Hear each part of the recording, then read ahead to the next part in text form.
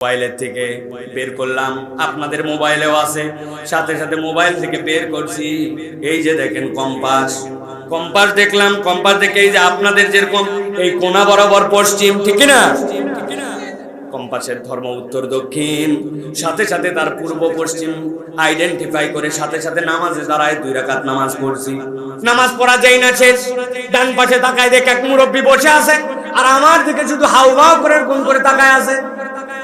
একটা মানুষ যদি একজনের দিকে অনেকক্ষণ তাকায় তাকে বিব্রত লাগে, ঠিক না? চিনি না জানি না মুরব্বী খালি তাকায় আছে। আমি বললাম, চাচা আসসালামু আলাইকুম, কি ব্যাপার? বলছে, বাবা তুমি তো বিরাট অবাক করে দিছো আমাকে। আমি বললাম, কি কাজ করে আপনাকে অবাক করলাম?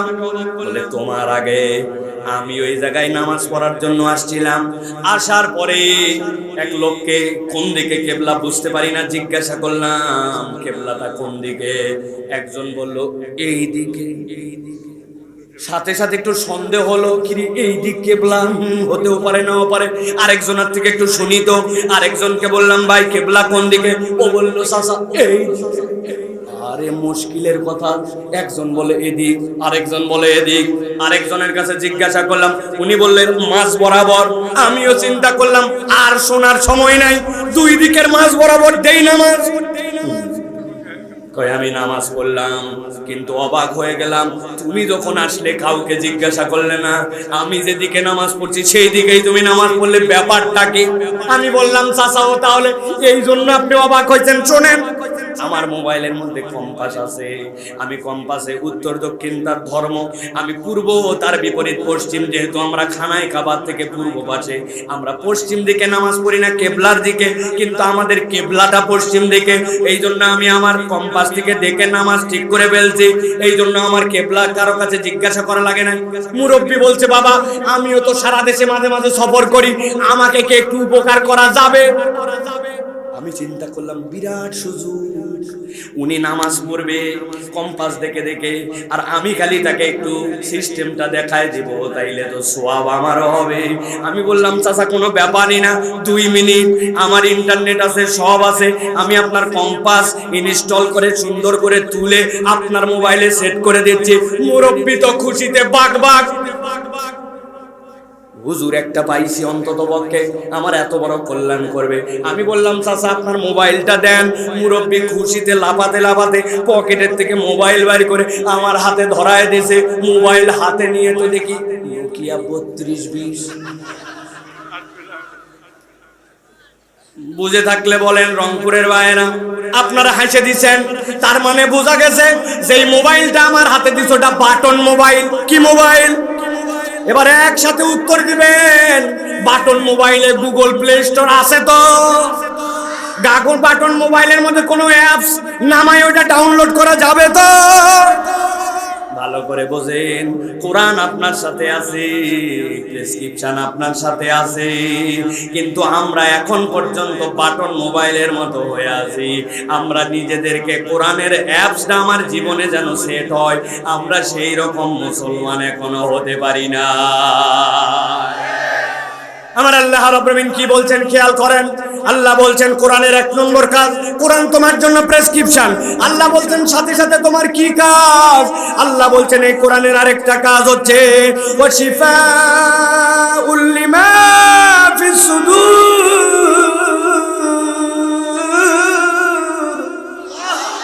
আল্লাহ বলছেন এই কোরআন সব জায়গার জন্য প্রেসক্রিপশন নয়, কোরআন মূল কাজ করবে তোমার অন্তর ঠিক করার জন্য। কোরআনের কাজ হবে তোমার অন্তরকে ঠিক করা, ঠিক কি না?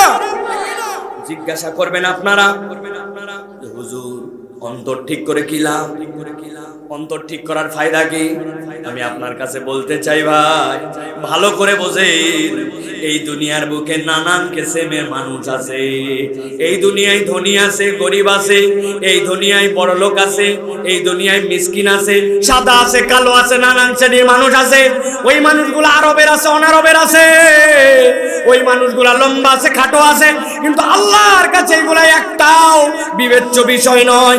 আল্লাহর কাছে বিবেচ্য বিষয় হচ্ছে আল্লাহর কাছে কে কত বেশি তাকওয়া নিয়ে হাজির হতে পেরেছে।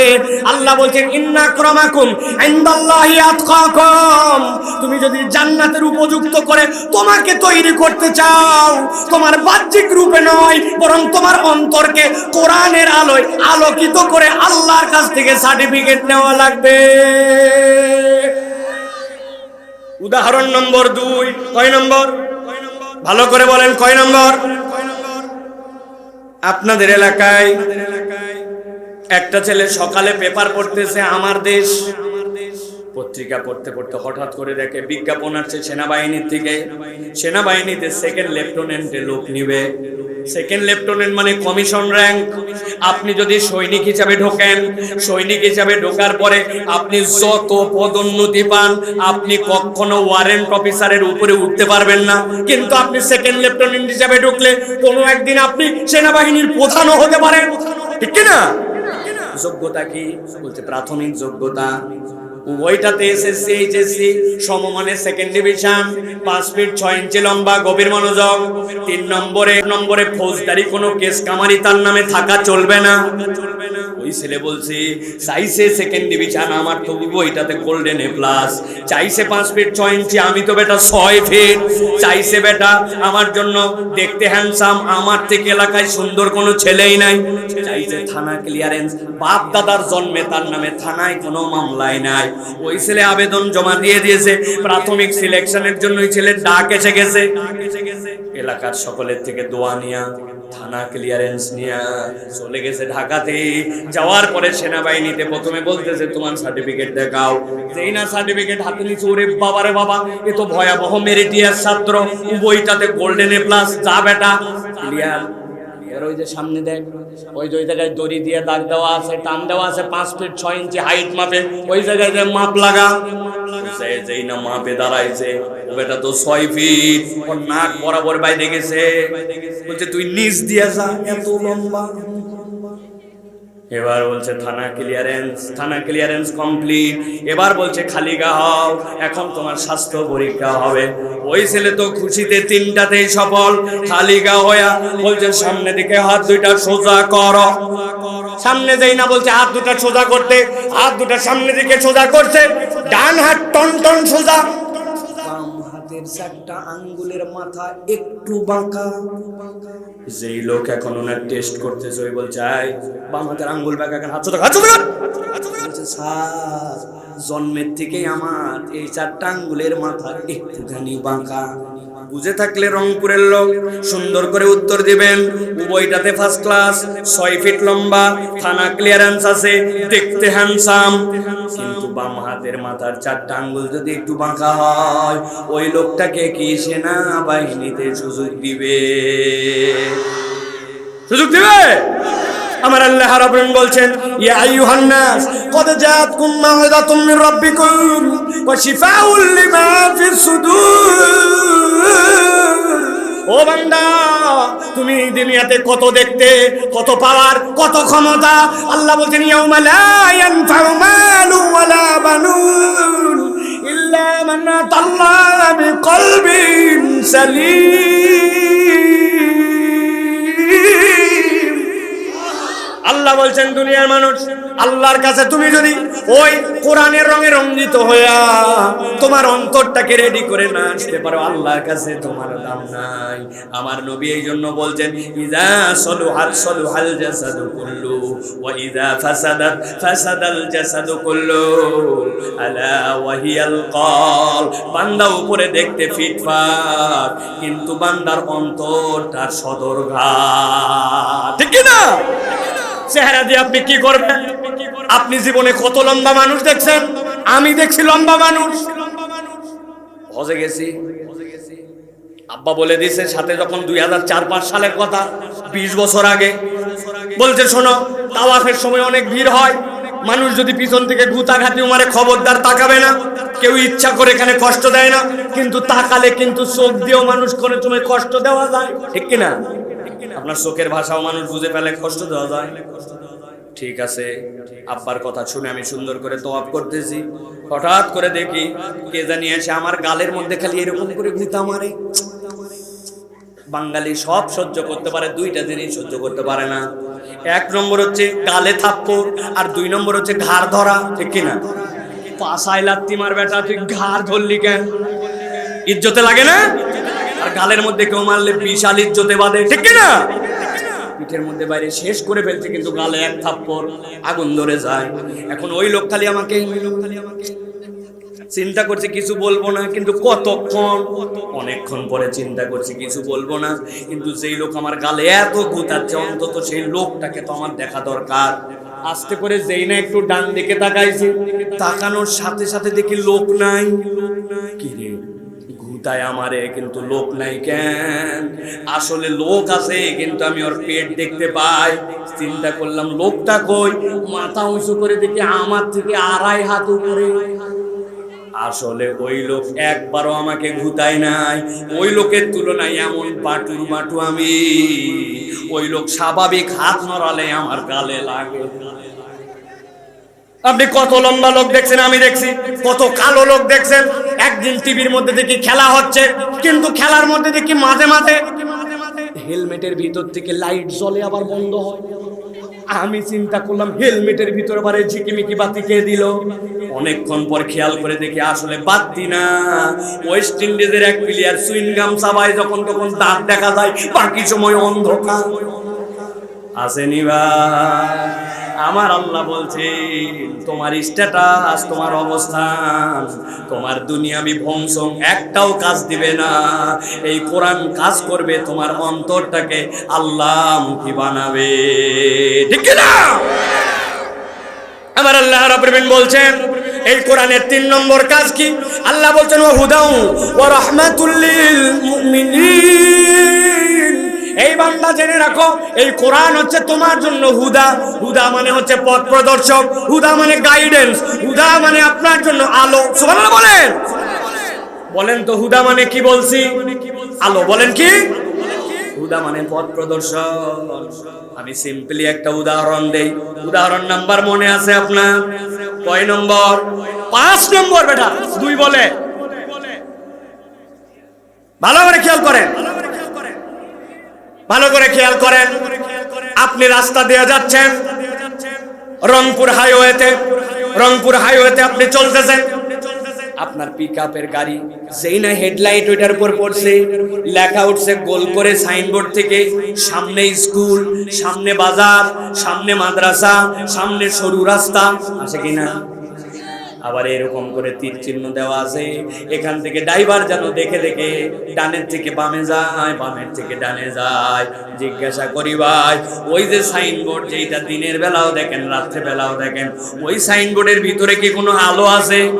তো আপনি যখন আলো ফেলেন তখন জ্বলে কেমনে?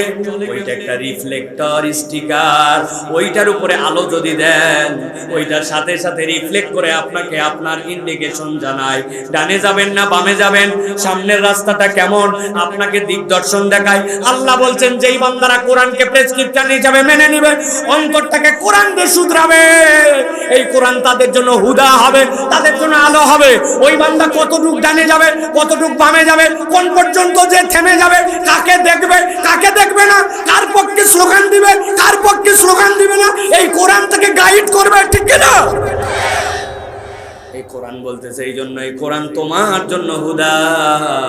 আর 4 নম্বর আল্লাহ বলছেন ওয়া রাহমাতুল লিল মুমিনিন। এই কোরআন হচ্ছে ঈমানদারদের জন্য আল্লাহর পক্ষ থেকে রহমত। যেই কবর আপনার জন্য অন্ধকার, কোরআন ওখানের জন্য আলো। যেই মিজানে আপনার জন্য ওজনের প্রয়োজন পড়বে, ওই মিজানে কোরআন আপনার জন্য ভার। যেই জায়গায় পুলসিরাত পার হবেন, ওই জায়গায় কোরআন আপনার জন্য বিদ্যুতের গতি। যেই জান্নাতে আপনি ঢুকতে যাবেন, ওই জান্নাতে ঢোকার জন্য আপনার এই কোরআন আল্লাহর পক্ষ থেকে পুঁজি। আল্লাহ বলছেন ওই কোরআন মুমিনদের জন্য রহমত আল্লাহ দান করেছেন। এবার বুঝে থাকলে বলেন যে কোরআন শুনতে আসলাম, কষ্ট করলাম, দাঁড়ায় থাকলাম, জায়গা পাইলাম না, হাইরে কষ্ট, পা বেঁকা, ভালো করে দেখতে পাই না। বুঝে থাকলে বলেন এইটাতে, এই কোরআন শুনতে আসলে লাভ আছে না নাই? কম না বেশি? বুঝে না না বুঝে? কিছুটা হলেও আমরা দিল থেকে কথা বুঝতে পেরেছি, ঠিক কি না? এবার তরুণদের জন্য বলবো, যুবকদের জন্য। যুবকরা হতাশ, হুজুর ছোট থেকেই দেখতেছি ফিলিস্তিনে মার খায়, মুসলমান মার খায়, সব জায়গায় মার খায়, মুসলমান খালি মারই খায়। জিজ্ঞাসা আছে না ভাই? জেনজি, ইয়াং, তরুণ, টকবকে, শোনো, কোরআনের একটা আয়াত বাড়িতে পড়ার মতো করে নিয়ে যাও। আল্লাহ 21 নম্বর সূরা আম্বিয়ার 18 নম্বর আয়াতে বলছেন, বান্দা কি মনে করছিস কোরআন তোকে পরাজিত করার জন্য আসছে? না, আল্লাহ বলছেন, বাল নাকযিফু বিল হাক্কি আলাল বাতিল ফায়াদমাগুহু ফাইদা হুয়া যাহিক ওয়া লাকুমুল ওয়াইলু মিম্মা তাসিফুন। আমার আল্লাহ বলছেন, ঠান্ডা মাথায় বোঝো, বাল নাকযিফু বিল হাক্কি আলাল বাতিল, তোমার জন্য যে কোরআন দেওয়া হলো, হক দেওয়া হলো, ঈমান দেওয়া হলো, আল্লাহ বলছেন এই কোরআনের কাজ, এই হকের কাজ বাতিলের উপরে আঘাত করা। আল্লাহু আকবার। নাকযিফু বিল হাক্কি আলাল বাতিল, এটা বাতিলের উপর আঘাত করবে। আঘাত করার পরে কাজটা কি করবে? আল্লাহ বলছেন, ফায়াদমাগু ফাইদা হুয়া যাহিক, কোরআন যে কোনো জায়গায় আঘাত করবে না। কোরআন আঘাত করবে চেতনায়, কোরআন আঘাত করবে আদর্শে, কোরআন আঘাত করবে দেমাগে, কোরআন আঘাত করবে চরিত্রে, কোরআন আঘাত করবে নৈতিকতায়। যেইটার পরিবর্তন না হলে সোনার বাংলার স্বপ্ন সোনার বাংলার স্বপ্নই রয়ে যাবে, ঠিক কি না? ফাও ফাও স্বপ্ন দেখায় না মানুষে, বহু স্বপ্ন দেখছি আমরা, এগুলো একটাও কাজ দেয় নাই। বহু সিসি ক্যামেরা দেখছি আমরা, এগুলো একটাও কাজ দেয় নাই, ঠিক কি না? আল্লাহ বলছেন, ফায়াদমাগু, ঠান্ডা মাথায় বোঝেন, আরবিতে দামগুন শব্দের অর্থ ব্রেনে, এই জায়গায় মার দেওয়া। আল্লাহ কেন বললেন যে আল্লাহ রাব্বুল আলামিন এই জায়গায় মারবেন? ফায়াদমাগু, একটা উদাহরণ দেই। আপনাদের রংপুরে দুই ছেলে গন্ডগোল লাগাইছে, বিকালবেলা এক কথা দুই কথা, হাতের কাছে স্ট্যাম্প ছিল, দিছে মায়ের, বাম হাতের এই জায়গায় লাগছে, মোট করে হাত ভেঙে গেছে। রংপুর মেডিকেলে নিয়ে গেছে, ডাক্তার দেখে দেখে এক্সরে করে অপারেশন করে একটা ব্যান্ডেজ লাগায় গলার মধ্যে ঝুলাই দিছে, আর বলছে আজকে বাড়ি যাবেন না, রাত্রে থেকে যান, আগামীকালকে আর একটা এক্সরে করে দেখতে হবে ভিতরে সব ঠিকঠাক মতো হয়েছে কিনা, তারপরে বাড়ি যাবেন। ব্যথায় ব্যথায় ওরে বাপ, আরে ওরে মারে। এইটা দেখে ডাক্তারের সাথে পরামর্শ করে নার্স তাকে একটা ইনজেকশন দিয়ে দিয়েছে, ব্যথানাশক। যেই না বাম হাতে ব্যান্ডেজ, কিন্তু ব্যথানাশক ইনজেকশন পেয়ে একটু আরাম পাইছে। এবার হাসপাতালের বেডে শুয়ে শুয়ে ভাবতেছে, আল্লাহ খালি আমার হাতটা ঠিক করুক, আর একবার খালি গ্রামে ফেরত যাই। যেই বেটা আমার বাম হাত ভাঙছে, আল্লাহ মাসালামে যদি বাপের বেটা হই তাহলে ওর দুই হাত, ঠিক কিনা? এই চিন্তা করতে পারবে কিনা? আরেকজন গন্ডগোল লাগাইছে, লাগায়া পা ভাঙছে একজনার। রংপুর মেডিকেল বলছে এখানে হবে না, নিয়ে চলে যাও ঢাকা পঙ্গুতে। পঙ্গুতে ভর্তি করার পর অপারেশন হয়েছে। এরপরে পায়ের মধ্যে টানা দিছে, দিয়ে 5 ইঞ্চি দুইটা ইট ঝুলাই দিছে। দেখছেন আপনারা কখনো? পা টানা দিয়া শুয়ে আছে, ব্যথায় কোঁকাচ্ছে, ওরে মারে, ওরে বাপরে। ডাক্তার বলছে তাড়াতাড়ি ব্যথার ইনজেকশন দাও, কেননা সেন্স আসতেছে, এখন কষ্ট পাচ্ছে। ব্যথার ইনজেকশন দেওয়ার পর একটু আরাম পাইছে, সেই না একটু আরাম পাইছে। হাসপাতালে পঙ্গুতে শুয়ে শুয়ে ভাবতেছে, আল্লাহ একবার খালি আমার ঠ্যাংটা ভালো করো, আর একবার রংপুরে ফেরত যায়। আল্লাহ যদি বাঁচায় রাখে, আমি যদি বাপের বেটা হই, যেই বেটা আমার এক পা ভাঙছে, ওর এক পা, ওর ভাইয়ের এক পা, ওর বাপের এক পা। এরকম চিন্তা করতে পারে কিনা? কথা একটু বুঝে বলেন। আমি আপনাদেরকে একটা ফানি টক করতেছি না, এটা বোঝানোর জন্য বলতেছি। এবার গন্ডগোল দুইজন লাগছে, লাগার পরে এক কথা দুই কথা, একটা বাটাম ছিল হাতে, ডাইরেক্ট লাগাইছে মাথার এই জায়গাতে। এরপরে একটা হাতও ভাঙছে, পাও ভাঙছে। ওই ছেলের হাতও অপারেশন, পাও অপারেশন, কিন্তু ওই ছেলের জ্ঞান নাই, কোমায় চলে গেছে, অজ্ঞান। বুঝে থাকলে বলেন তো, হাত ভাঙ্গা পা ভাঙ্গা, কিন্তু তার হুঁশ নাই, ব্রেন কাজ করে না, ব্রেনে আঘাত পাইছে। তাহলে ওই ছেলে কি হাসপাতালের বেডে শুয়ে কার হাত ভাঙবে, কার পা ভাঙবে, এই প্ল্যান করতে পারবে? আমার আল্লাহ বলছেন ফায়াদমাগু ফাইদা হুয়া যাহিক। কোরআনের মৌলিক কাজ হচ্ছে চেতনায় পরিবর্তন করা, আদর্শে পরিবর্তন করা। আদর্শে পরিবর্তন না করলে আগে ছিল চোর, এরপরে হয়েছে ডাকাত, এরপরে কি হবে কেবল আল্লাহই জানে, ঠিক না? আপনাদের কাছে জিজ্ঞাসা করে উত্তর দিবেন আপনারা বুঝে থাকলে। যেই লোকেরা বাংলাদেশের টাকা বিদেশে পাচার করলো, দেশকে হাজার হাজার কোটি টাকা পাচার করলো, যেই লোকেরা রাস্তার খোয়াবালি খেয়ে ফেললো, যেই লোকেরা বিল্ডিং এর রড খেয়ে ফেললো, এই লোকগুলা কি অশিক্ষিত না শিক্ষিত? বুঝে বলেন, অশিক্ষিত না শিক্ষিত? এই লোকগুলা পড়ালেখা জানে না জানে না? লেখা জানার পরে এই লোকেরা এরকম দুর্ধর্ষ কাজ করলো কেন?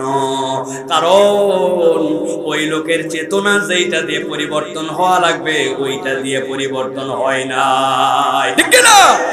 আপনি ঠিক বললেও ঠিক, না বললেও ঠিক। আমি নিজে প্রমাণ দিব, প্রমাণ দিব। 7 বছর আগে পাসপোর্ট বানাতে গেছি। পাসপোর্টে 6 মাসের নিচে যদি মেয়াদ নেমে যায় তাহলে ওই পাসপোর্টে আর দুনিয়ার কোনো ভিসা লাগবে না। অতএব ভিসা লাগানোর জন্য পাসপোর্ট রিনিউ আর্জেন্ট।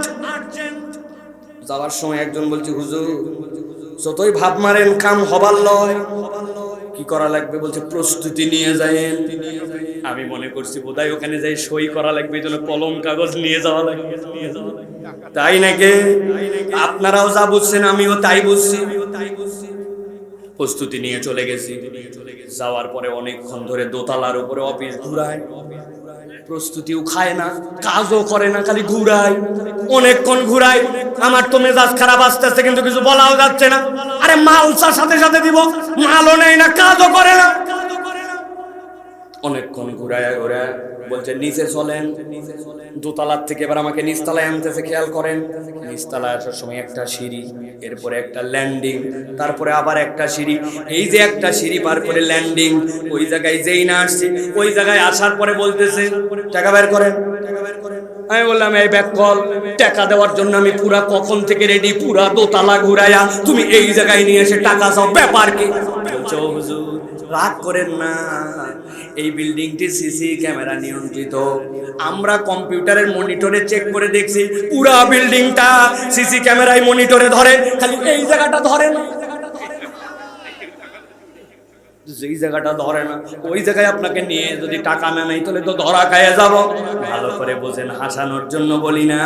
কিরামান কাতিবিন ইয়ালামুনা মা তাফআলুন। ওই বান্দার চেতনা যদি কোরআন দিয়া আর অন্তর যদি আল্লাহর তাকওয়া দিয়া পরিবর্তন হয়, যে রব আমাকে দেখেন, যা করি এর জন্য একজন গাইড আমার জন্য আছে, ওই লোক তাহলে সিসি ক্যামেরার ভয় করবে না, ওই লোক আল্লাহকে ভয় করে দুর্নীতি থেকে বাঁচার চেষ্টা করবে, ঠিক না? আমরা তো এইটা করি নাই। আমরা যা করছি আলগা আলগা কেবল চেতনাবাজি দেখাইছি, আর আলেম ওলামাদের সাথে খারাপ ব্যবহার করছে, ইসলাম পন্থীদের সাথে 2 নম্বরই করাইছে। আলেম ওলামাদেরকে জঙ্গি জিহাদি এইগুলো ট্যাগ দিয়া বিদেশিদের কাছে ভালো সাজার জন্য চেষ্টা করছে। আল্লাহ বলছেন ফাজলামি অনেক করেছো, ধরে না ধরে না ধরে না, কিন্তু আল্লাহ ধরলে ছাড়ে না। আল্লাহ তাদেরকে এমন ভাবে অপদস্থ করছেন, যাদেরকে অপমান করছিল আল্লাহ তাদেরকে সম্মানিত করেছেন, যারা অপমান করছিল ওদেরকে আর খুঁজে পাওয়া যায় না, ঠিক না? এই জন্য প্রিয় ভাইরা, চেতনা পরিবর্তন এইগুলা কোরআন দিয়ে করতে হবে। কেউ আমার প্রতিপক্ষ নয়, তবে কেউ যদি কোরআনকে প্রতিপক্ষ বানায় সে আমার বন্ধু নয়, ঠিক না? আল ওয়ালা ওয়াল বারা, এই সম্পর্ক আপনাকে বুঝে নিতে হবে।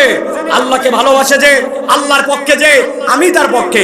আল্লাহকে পছন্দ করো না, তুমি যে হও না কেন আমি তোমার পক্ষে নয়, ঠিক না? এই ঈমানটা মজবুত করতে হবে। তাহলে প্রিয় ভাইরা, কোরআনুল কারীম শুনলে লাভ আছে তো? কোরআনের পক্ষে থাকলে লাভ আছে তো? প্রিয় ভাইরা, আপনারা অনেকেই এখানে আসছেন, মনে করতেছেন ওয়াজ বোধহয় শুরু হয়ে গেছে, তাই না ভাই? এখনো ওয়াজ শুরু হয় না। অনেকে বলল হুজুর এতক্ষণ তাহলে হলো কি? আপনি 40 মিনিট বলেই ফেললেন। এতক্ষণ কেবল একটু আল দিলাম। আল বোঝেন না? আল যদি না থাকে জমিতে পানি বাঁধবে তো? পানি বাঁধবে? বাঁধবে না। আপনার আল নাই, পানি নাই। অনেক আবার টাউট আছে, দেখবেন আপনি জমিতে সেচ দিচ্ছেন, ও পাশের জমি চিন্তা করছে ফ্রি কিভাবে একটু পানি খাওয়া যায়, উনি বুদ্ধি করে আলের নিচে কোদাল মারে আবার জায়গা মতো আল রেখে দিচ্ছে। এরপরে পানির চাপে যখন আল ভেঙে গেছে, ওই লোক এসে ধরছে, আমি সেচ দিচ্ছি তুই আল কাটলি কেন? বলছে বললেই হবে নাকি, ধসে গেছে কাটিনি। এরকম লোক রংপুরে আছে নাকি ভাই? প্রিয় ভাইয়েরা, আমি সব জায়গায় এটা বলি, বড় মাহফিল গুলার ঝামেলা। ইন্নাল হামদুলিল্লাহ আলহামদুলিল্লাহি নাহমাদুহু ওয়া নাস্তাঈনুহু ওয়া নাস্তাগফিরুহু ওয়া নু'মিনু বিহি ওয়া নাতাওয়াক্কালু আলাইহি ওয়া নাউযু বিল্লাহি মিন শুরুরি আনফুসিনা ومن سيئات أعمالنا من يهد الله فلا مضل له ومن يضلل فلا هادي له وأشهد أن لا إله إلا الله وحده لا شريك له وأشهد أن سيدنا وحبيبنا وطبيب قلوبنا محمد الذي أرسله بالحق بشيرا ونذيرا وداعيا إلى الله بإذنه وسراجا فقد قال الله سبحانه وتعالى في كلامه المجيد وفي فرقان الحميد أعوذ بالله من الشيطان الرجيم بسم الله الرحمن الرحيم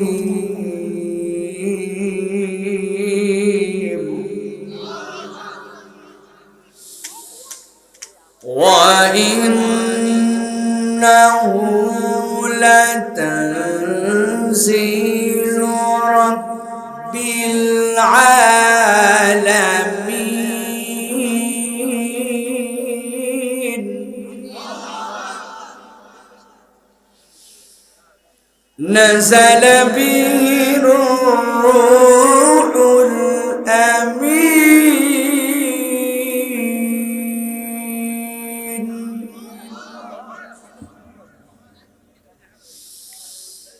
على قلبك لتكون من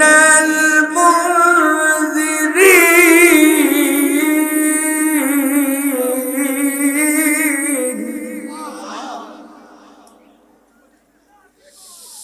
على قلبك لتكون من المنذرين بلسان عربي مبين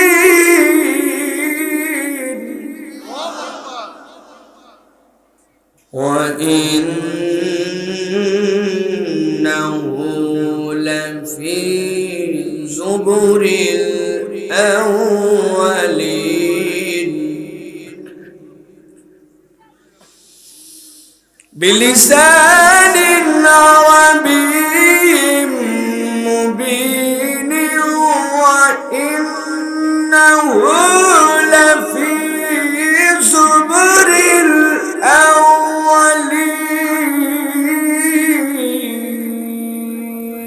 الأولين وقال الله سبحانه وتعالى آمرا ومخبرا إن الله وملائكته يصلون على النبي يا أيها الذين آمنوا صلوا عليه وسلموا تسليما اللهم صل على محمد وعلى آل محمد كما صليت على إبراهيم وعلى آل إبراهيم إنك حميد مجيد اللهم بارك على محمد وعلى آل محمد كما باركت على إبراهيم وعلى آل إبراهيم إنك حميد مجيد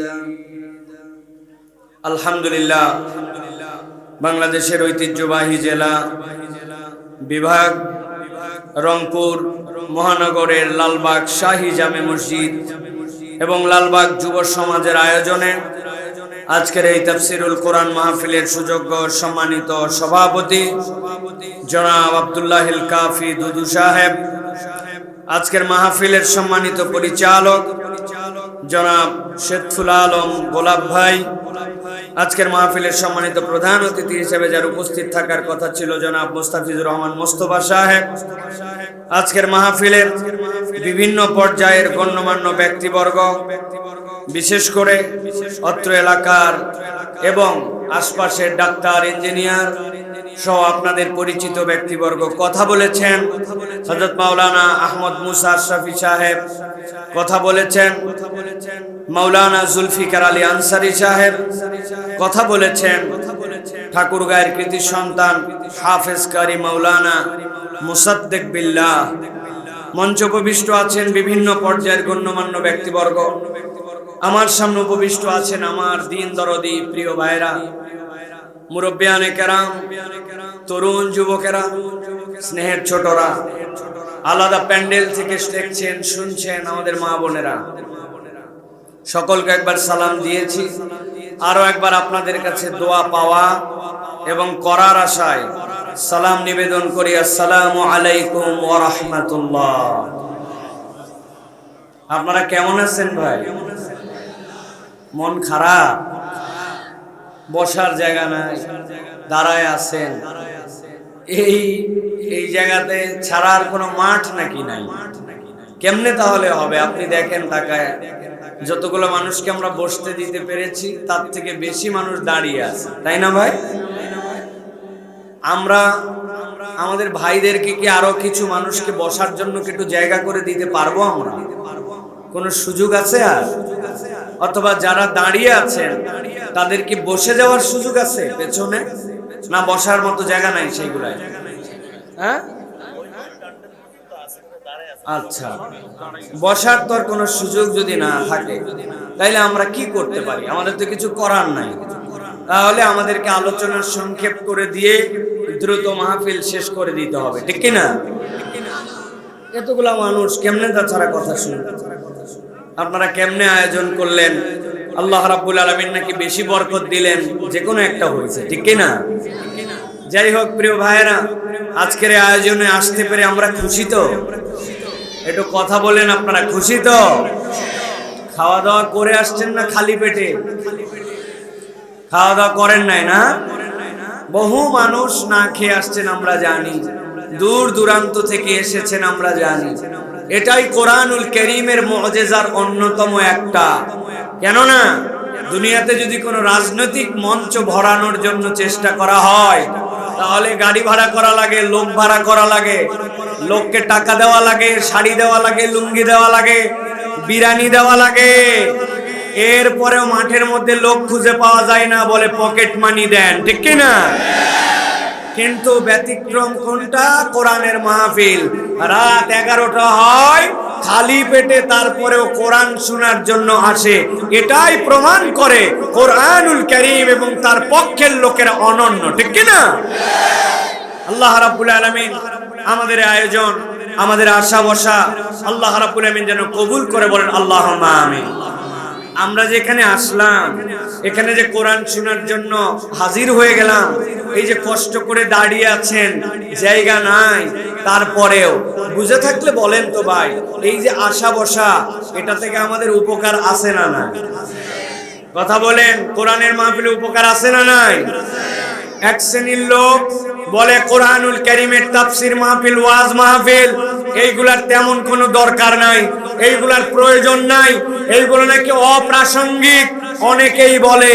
এবং এই বলাবাদী লোকেরা বিগত সময়ে আমাদেরকে এত কষ্ট দিছে যে একটা মাহফিল করতে গেলে তার জন্য অনুমতি নিতে নিতে নিতে নিতে কোন বক্তা আসবে আর আসবে না সিলেক্ট করতে করতে মানুষ যারা আয়োজক তাদের অবস্থা খারাপ ছিল, ঠিক কি না? কিন্তু আল্লাহ রাব্বুল আমিন এই জুলুমকে পছন্দ করেন নাই। আল্লাহ এই জুলুমকে অপছন্দ করে যারা এইগুলা কাজ করত আল্লাহ তাদেরকে শিক্ষা দিয়েছেন, এমন শিক্ষা দিয়েছেন একসাথে পৃথিবীর ইতিহাসে 300 জন এমপি বাংলাদেশ কেন কোন দেশ থেকে গায়েব হয় এটা পৃথিবীতে আগে নজির নাই, ঠিক কি না? যারা আমাদেরকে বলতো আপনাদেরকে দেখে নিবেন, আপনাদের সাথে খেলবেন, আজকে আমরা দেখতে পাই এই খেলোয়াড়গুলিকে আর খুঁজে পাওয়া যায় না, ঠিক না ভাই? খেলার আগে অন্তত প্লেয়ারগুলির হুঁশ করা উচিত ছিল যে আপনি কেমন কথা বলছেন, এই কথার ধাক্কা কোথায় মারবে। অতএব যারা অবিবেচকের মতো আচরণ করেছেন আল্লাহ তাদেরকে শিক্ষা দিয়েছেন, ঠিক না প্রিয় ভাইয়েরা? তাহলে এই যে কোরআন শুনতে আসি আমরা, বুঝে থাকলে বলেন তো এই কোরআন শুনতে আসলে লাভ আছে না নাই? কথা বলতে হবে। আমার ইয়াং যারা আছেন, তরুণ যারা আছেন, আপনারা দাঁড়ায় আছেন, মনে করেন না দাঁড়ায় আছেন খানিকক্ষণ চেহারা দেখছি আর চলে যাবেন। দাঁড়ায় আছেন, আজকে দাঁড়ায় থাকারও পরীক্ষা দেওয়া লাগবে, ঠিক না? আমি সরাসরি শরীয়তপুর থেকে এই জায়গায় আসছি। আমি 800 কিলোমিটার জার্নি করে 750 কিলোমিটার জার্নি করে আসতে পারলে আমার ভাই যারা আসছেন তারা ইনশাআল্লাহ কোরআন শোনার জন্য 1 ঘন্টা দাঁড়ায়ও থাকতে পারবেন, ঠিক না? এই রংপুরের মানুষকে নিয়ে সারা দেশের মানুষ অনেক টিটকারি করছিল, অনেক ধরনের কথা বলে, মঙ্গা পীড়িত মানুষ বলে, বিভিন্ন বিকৃত নামে গালাগালি করে, কিন্তু তারা জানে না রংপুর এবং উত্তরাঞ্চলের মানুষের বাহিরের অবস্থান যেমন হোক অন্তরগুলা নরম, অন্তরগুলা সরল। এই মানুষগুলো আল্লাহর প্রিয় পাত্র, এদের মনের মধ্যে কোনো বক্রতা নাই, ঠিক না? অনেক কথা আপনারা বলেছিলেন, কিন্তু এক আবু সাইদ বুক চিতায় দিয়ে দেখায় গেছে যে বাংলাদেশকে ওই সকল ফ্যাসিস্টদের থেকে মুক্ত করার জন্য এই উত্তরবঙ্গের রংপুরের রক্তটা আল্লাহ কবুল করছেন, ঠিক না? অতএব আমি আপনাদের কাছে বলতে চাই, এই যে আসলেন কোরআন শোনার জন্য, বুঝে থাকলে বলবেন লাভ আছে না নাই? কম না বেশি? যেই লাভ আছে আর যেই লাভ বেশি, এটা কি বুঝে না না বুঝে? বুঝে। একজনকে এখন ধরবো, কোরআন থেকে বলতে হবে, কি বুঝে আপনি বলছেন? বুঝে বলবো হুজুর আমি বলিনি, তাই না? কিন্তু আমাদের অনেক ক্ষেত্রে আমরা লাভ কি এইটা আমরা বুঝি না। কোরআনুল কারীম যে শুনতে আসলাম, আল্লাহ রাব্বুল আলামিন বলছেন বান্দারা এত কষ্ট করে আসলো, দাঁড়ায় থাকলো, পা ব্যথা হয়ে গেল, কিন্তু জান্নাতে যখন যাবে, যাওয়ার পরে এক জান্নাতি আরেক জান্নাতিকে জিজ্ঞাসা করবে, ও জান্নাতি ভাই, দুইজনই জান্নাতি কিন্তু তোমার জান্নাতে মর্যাদা এত উপরে, তুমি এত স্ট্যাটাস, তোমার বাড়িটা এত সুন্দর, তোমার মর্যাদা এত উচ্চ কেমনে? ও বলবে দুনিয়ার বুকে মাজালিসুল জিকির ছিল কতগুলা, যেই জিকিরের মজলিসে আমি বসেছিলাম, আল্লাহর কোরআন শোনার জন্য এসেছিলাম, ওইটাকে আল্লাহ কবুল ইবাদত হিসাবে কবুল করে আল্লাহ জান্নাতে আমার মর্যাদা বাড়ায় দিয়েছেন। তাহলে এই মাহফিলে আসলে লাভ আছে না নাই? প্রিয় ভাইয়েরা, ভালো করে জেনে রাখবেন, কোরআনুল কারীম শোনার জন্য যে এসেছেন, এই কোরআন কমসে কম আমাদেরকে 4টা বেনিফিট দিবে। কয়টা? জোরে বলেন কয়টা? আল্লাহ রাব্বুল আলামিন বলছেন, ইয়া আইয়ুহান নাস قد جاءتكم موعظة من ربكم وشفاء لما في الصدور وهدى ورحمة للمؤمنين।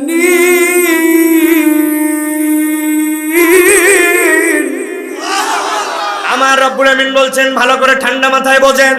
আল্লাহ বলছেন, হে নবী আপনি তাবৎ দুনিয়ার মানুষের কাছে এই বার্তা পৌঁছায় দেন, ইয়া আইয়ুহান নাস, দুনিয়ার যত মানুষ কিয়ামত পর্যন্ত যারা আসবে আমি আল্লাহ তাদের জন্য বললাম নবী আপনি জানান কদ জাআতকুম মাউইযাতুম মির রাব্বিকুম, আল্লাহর পক্ষ থেকে তোমাদের কাছে একটা মাউইযা এসেছে, তোমাদের কাছে একটা ওয়াজ এসেছে, তোমাদের কাছে একটা কোরআন এসেছে। আল্লাহ রাব্বুল আলামিন মাউইযা যেটা বলেছেন ওই মাউইযার আরেকটা কথা হচ্ছে আল্লাহর পক্ষ থেকে তোমাদের কাছে একটা প্রেসক্রিপশন এসেছে। সুবহানাল্লাহ বলেন।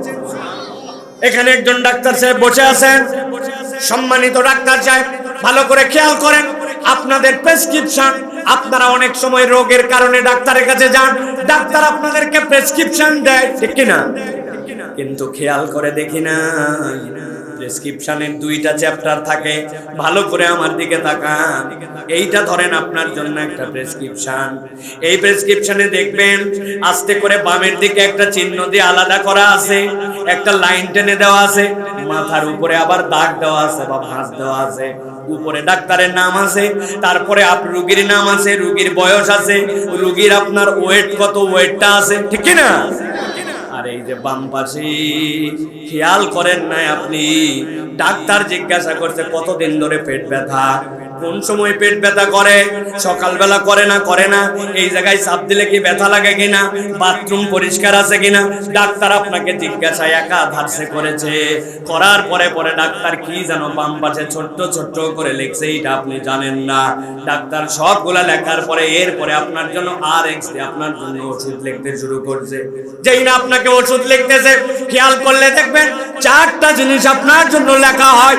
1 নম্বর ঔষধের নাম, 2 নম্বর ঔষধের পাওয়ার, 3 নম্বর ঔষধটা খাওয়ার আগে না পরে, 4 নম্বরে এই ডোজটা আপনার কতদিন জন্য চলবে। আপনার কমপ্লিট প্রেসক্রিপশনের বাম পাশে যেগুলা লেখা থাকে ওইটা ডাক্তার তার মেডিকেলের জ্ঞান অনুযায়ী আপনার যে রোগ আইডেন্টিফাই করছে সেইটা বাম পাশে লিখে রাখে, আর ডান পাশে আপনার জন্য প্রেসক্রিপশন দেওয়া হয়। আমার আল্লাহ রাব্বুল আলামিন বলছেন বান্দা খেয়াল করো, আল্লাহ রাসূলকে বলছেন আপনি জানান ইয়া আইয়ুহান নাস কদ জাআতকুম মাউইযাতুম মির রাব্বিকুম ওয়া শিফাউল লিমা ফিস সুদুরি ওয়া হুদাও ওয়া রাহমাতুল লিল মুমিনিন। আল্লাহ বলছেন এই কোরআন হচ্ছে বান্দার জন্য প্রেসক্রিপশন। ওই বান্দার কি কি রোগ আছে রব্বুল আমিন সৃষ্টি করার সময় বান্দারটা জানেন। আল্লাহ বলছেন এই কোরআন তোমার জন্য প্রেসক্রিপশন করা হলো, এই কোরআন যে অনুসরণ করবে, ওই কোরআন একবার যে মানতে শুরু করবে, ওই কোরআন যে একবার ধারণ করবে, আল্লাহ বলছেন এই কোরআন তার জন্য আল্লাহর পক্ষ থেকে গাইডলাইন হয়ে যাবে। সুবহানাল্লাহ। কিন্তু জিজ্ঞাসা হচ্ছে কোরআন তো আমাদের জন্য, আমরা মানার কথা বলি, আমরা পড়ি, কোরআনকে মহব্বত করি, তারপরেও কোরআন আমাদের জন্য আমরা মাঝে মাঝে দেখি কাজ করে না, ঠিক কি না? কথা বলেন। একটা উদাহরণ মনে পড়ছে, যুবকরা মুখস্থ রাখবে, কয়টা উদাহরণ দেয়, এটা হচ্ছে উদাহরণ নম্বর 1। কয় নম্বর? জোরে বলেন। আমি একবার মাহফিলে যাচ্ছি, ঝিনাইদহ আমার মাহফিল, ঢাকা থেকে যাচ্ছি মানিকগঞ্জের উপর দিয়া, সামনে পদ্মা নদী। এখন পদ্মা নদী যেই না বাচ্চা সামনে, ফেরিতে উঠছি আমি গাড়ি নিয়ে। ফেরিতে ওঠার পরে আসরের ওয়াক্ত হয়ে গেছে। ফেরিতে যারা উঠেছেন জীবনে তারা জানবেন, গাড়ি রাখার সাথে সাথে আমি লাফ দিয়া ফেরি যেইটা আছে ফেরির ছাদের উপরে উঠে গেছি। রাত তো দেরি করার সুযোগ নাই, নামাজ তো আমার শেষ হয়ে যাবে। ছাদের উপরে ওঠার পরে নামাজের জন্য জায়গা করা থাকে, গভীর মনোযোগ আমার দিকে খেয়াল করেন। যেই না উপরে উঠছি, উঠার পরে দেখলাম যে আমার তো দিক ঠিক করা লাগবে, সাথে সাথে আমার